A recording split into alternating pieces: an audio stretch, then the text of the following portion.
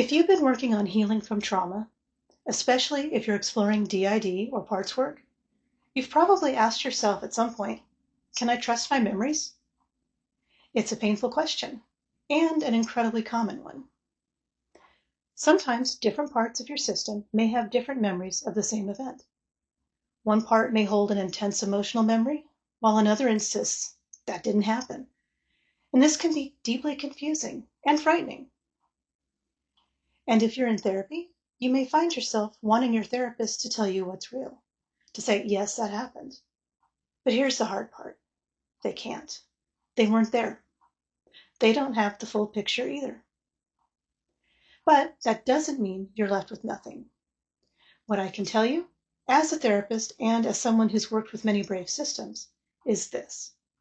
If memory is affecting you, it matters. Even if you don't know whether it's true in factual detail, it's real in its impact. It's real in how it shows up in your body, in your emotions, and in your nervous system. That's enough. And remember, memory isn't just visual.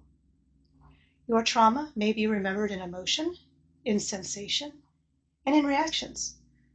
Maybe you hear a sound or smell something familiar, and suddenly you feel like you're back there.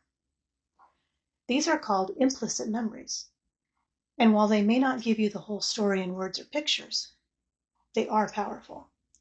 And they often carry the emotional truth of your experiences. But because you have nothing concrete to point to with memories like these, you may question them. Or you may question yourself and feel like you might be going crazy.